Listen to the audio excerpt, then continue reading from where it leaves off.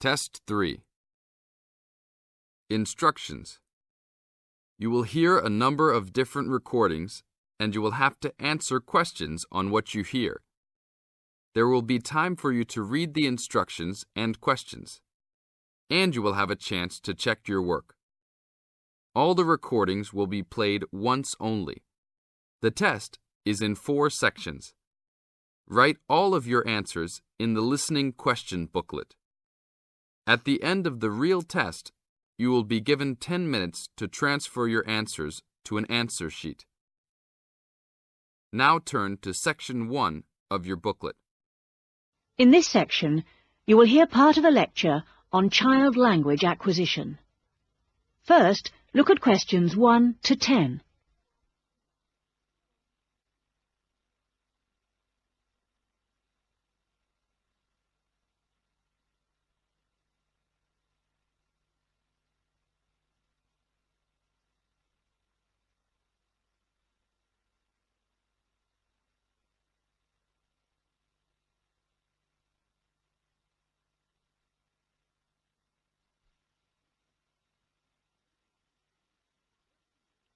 Now listen and complete the notes in the numbered spaces 1 to 10.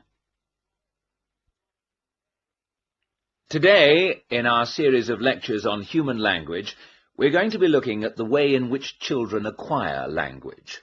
The study of how people learn to speak has proved to be one of the most fascinating, important and complex branches of language study. So, let's look at these 3 features in turn. Firstly, why is it fascinating? This stems from the natural interest people take in the developing abilities of young children. People are fascinated by the way in which children learn, particularly their own children. Secondly, it is important to study how we acquire our first language, because the study of child language can lead us to a greater understanding of language as a whole. The third point is that it's a complex study. And this is because of the enormous difficulties that are encountered by researchers as soon as they attempt to explain language development, especially in the very young child. In today's lecture, we will cover a number of topics. We will start by talking about research methods. There are a number of ways that researchers have investigated children's language, and these include the use of diaries, recordings, and tests. And we'll be looking at how researchers make use of these various methods. We will then go on to examine the language learning process, starting with the development of speech in young infants during the first year of life. This is the time associated with the emergence of the skills of speech perception, in other words, an emergence of the child's awareness of his or her own ability to speak. We will continue with our examination of the language learning process, this time by looking at language learning in the older child, that is, in children under 5. As they mature, it's possible to begin analysis in conventional linguistic terms. And so, in our analysis, we will look at phonological, grammatical, and semantic development in preschool children. In the second part of the talk, I would like to review some educational approaches to the question of how linguistic skills can be developed. In other words, how can we assist the young child to learn language skills at school? Initially, we will look at issues that arise in relation to spoken language. We will then look at reading and review a number of approaches that have been proposed in relation to the teaching of reading. Finally, we will conclude today's talk with an account of current thinking about the most neglected area of all, the child's developing awareness of written language.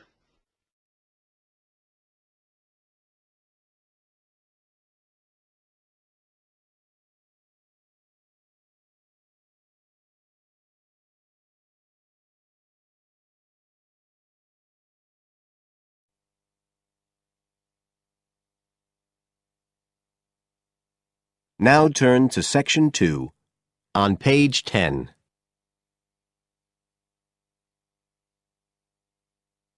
Section 2. You will hear a talk on New Zealand radio about an art sale which is being held to raise money for charity. First, you have some time to look at questions 11 to 13 on page 10.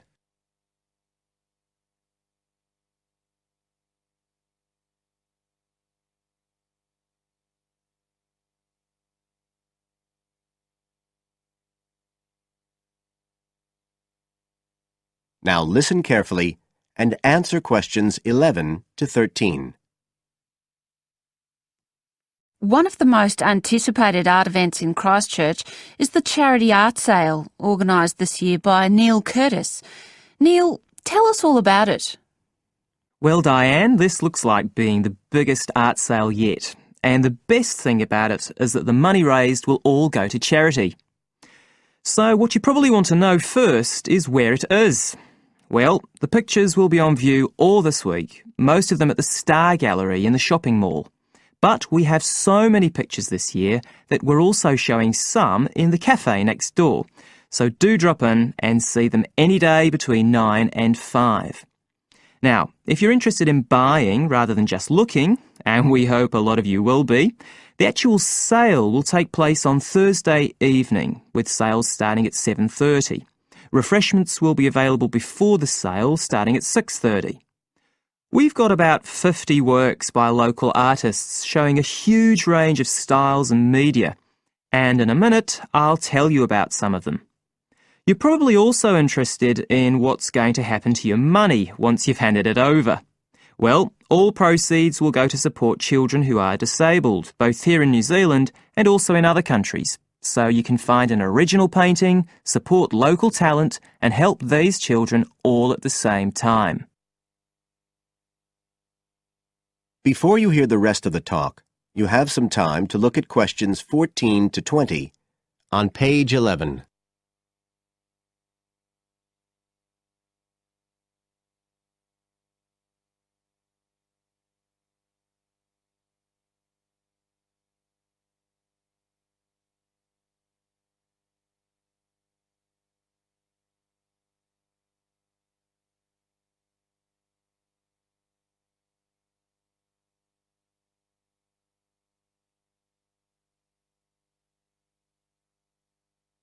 Now listen and answer questions 14 to 20.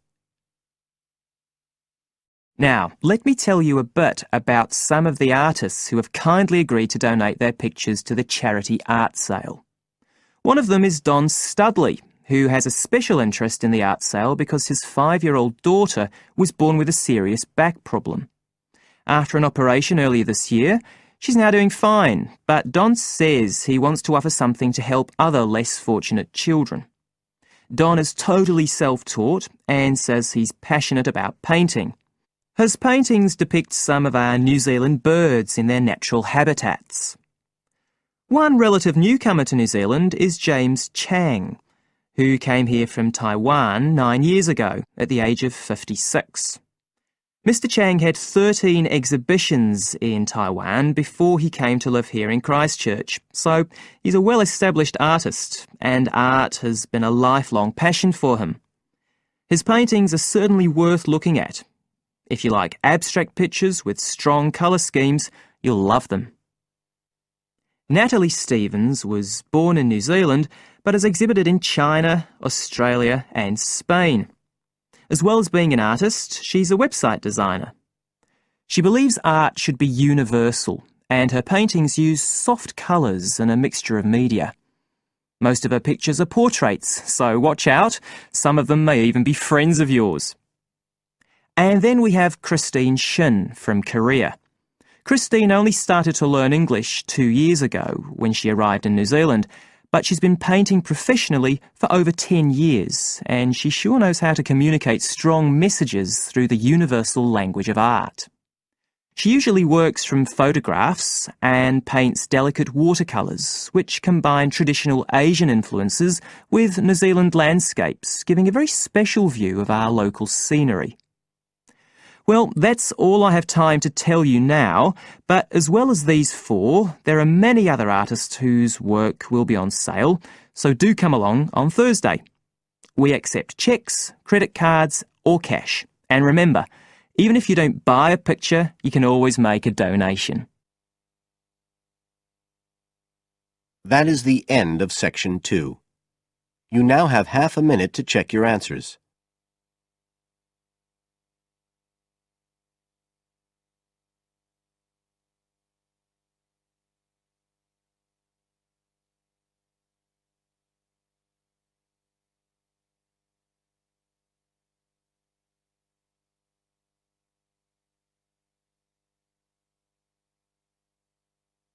Section 3. You are going to listen to a conversation between two students and a tutor. They are talking about essays. First, look at questions 21 to 25.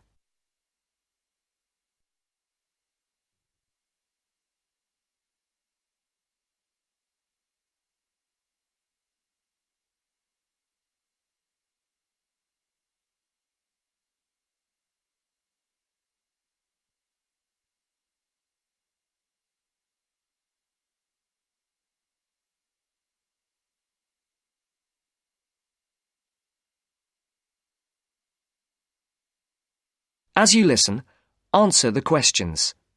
Write no more than 4 words or a number for each answer. So, Pamela, here's your essay. And, Carl, you've already got yours back. Anything you want to ask or any comments? Can you just go over again for us how the marks for our essays go towards our final grade? Well, over the year, you're meant to write 5 main essays for this course. Yes. And each essay's marked out of 20, which gives you a total of 100 marks. Yes.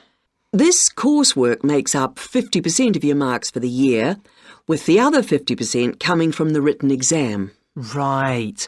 So the 5 essays contribute to 50% of our final grade for the year. Yes.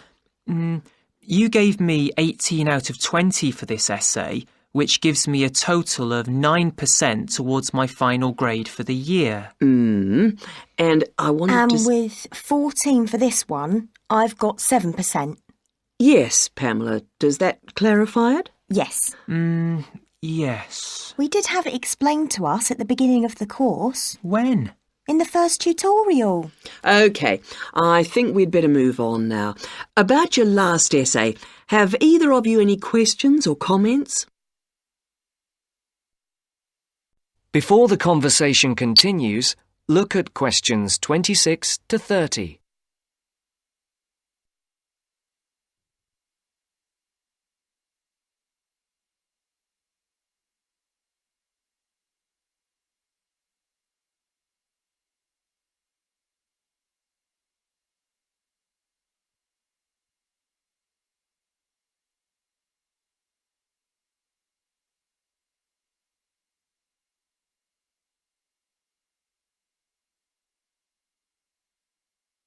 As you listen to the next part of the talk, complete the table.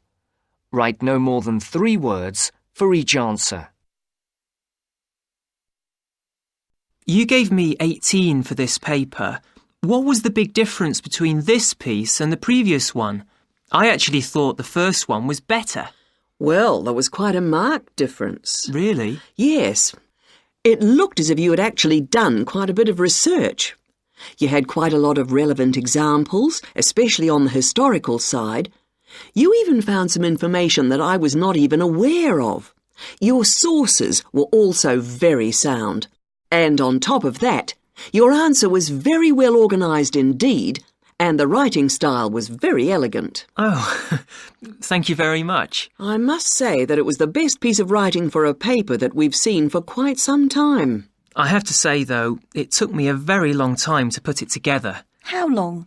At least 2 weeks. But it was well worth it. Can I just ask you if it's possible to rewrite the first essay of the term? It's really brought my average down. I'm sorry, but it's impossible. Is there no way to do it? I'm afraid not. OK, right.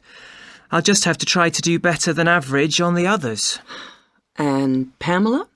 Well, to be honest, on the whole, I'm happy with my marks. Again, your research was very good. And you gave quite a long list of source material, which was very good. I spent quite a lot of time on this essay, more than the others. Well, again, it shows. What about the organisation? I was a bit worried about that. Your organisation, I have to say, was excellent. Oh, But as regards your style, yes. it is slightly too informal here and there. I think you need to tighten this up a little. OK. I only wish I'd put a bit more effort into the first one as well now. But I would like to know how I can get my marks up even higher. What do I have to do specifically? Well, your work could do with being more thoroughly checked. You have quite a few spelling mistakes. Yes, I know. If it's anything, I think it's the computer. Well, I'm not very good at typing. 2 fingers, really. And when I finish something like this, I find it difficult, even depressing, to go over it carefully again. But it's affecting your marks. Your previous essay was much better than this one. Sometimes it's difficult to follow what's being said because of the frequency of mistakes. A couple of years ago, the university authorities would have been more lenient, but now they're very hot on presentation and have been coming down heavily on things like grammar and spelling. In fact, I am obliged to deduct marks from every piece of work which is not handed in fairly free of mistakes. That's the end of section 3. You now have half a minute to check your answers.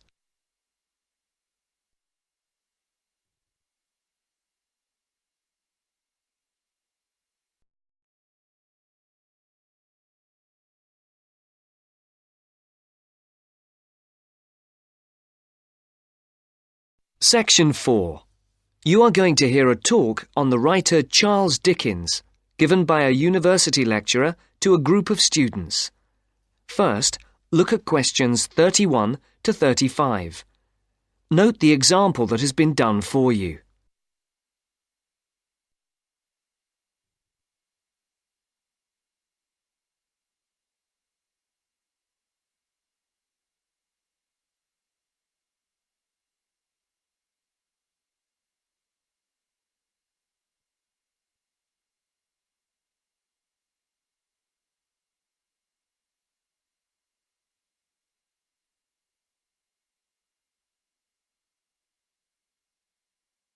As you listen to the first part of the talk, tick the appropriate box for questions 31 to 35.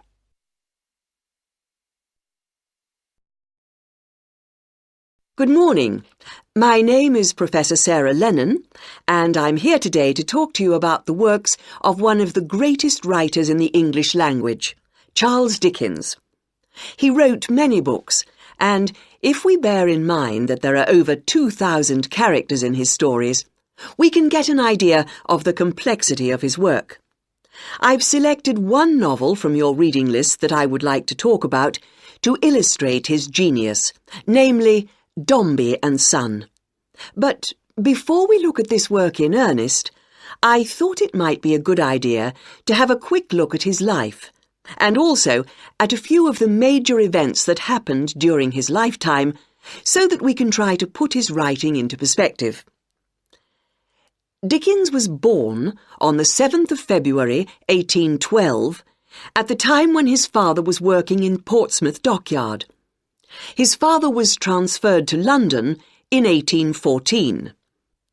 To help give us a picture of the time Dickens was born into, it's worth noting that in 1814, when Dickens was 2, the first efficient steam locomotive was constructed in Newcastle upon Tyne.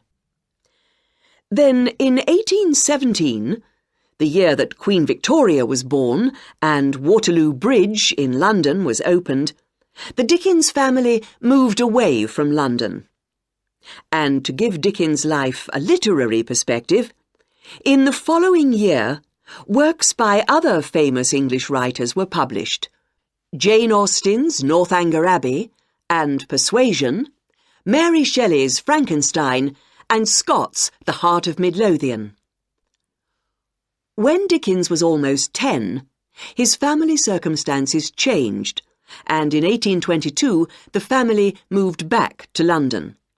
In 1824, John Dickens was arrested for debt, and imprisoned in the Marshalsea near London Bridge in London.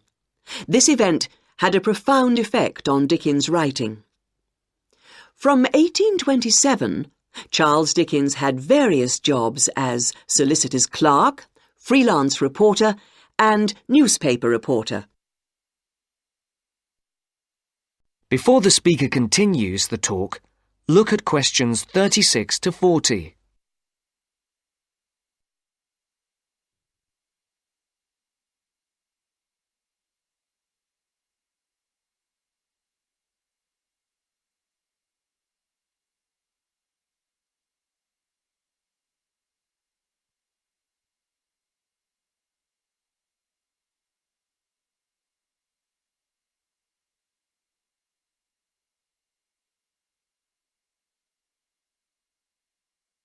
As you listen to the second part of the talk, answer the questions. For questions 36 and 37, circle the correct answer. For questions 38 to 40, write no more than 3 words or a number for each answer. In December 1833, Dickens had his first story, A Dinner at Poplar Wall, published in the Monthly Magazine. In the same year, the SS Royal William became the first vessel to cross the Atlantic Ocean by steam alone. In 1836, 2 important events happened. Dickens published the first series of sketches by Boz, and the publishers, Chapman and Hall, suggested his first novel, The Pickwick Papers. In April of the same year, the second major event took place. Dickens married Catherine Hogarth. And in 1837, the year that Queen Victoria became Queen of England, and Samuel B. Morse developed telegraph, the novel Oliver Twist began publication in Bentley's Miscellany in 24 monthly instalments. You may not be aware that serialization like this was common in Dickens' time. In the subsequent year, that is, in 1838, the serialization of Nicholas Nickleby started and appeared in 20 instalments. Dickens' novel The Old Curiosity Shop began serialization in 1840. This was the year the first postage stamp, the penny post, was brought in by Rowland Hill, and the year the first bicycle was produced. The next major publication for Dickens was in 1842, when the first part of Martin Chuzzlewit appeared, and in 1848, Dombey and Son was published. Now, do you have any questions before we go on to look at this work in some depth? No? That's the end of section 4. You now have half a minute to check your answers.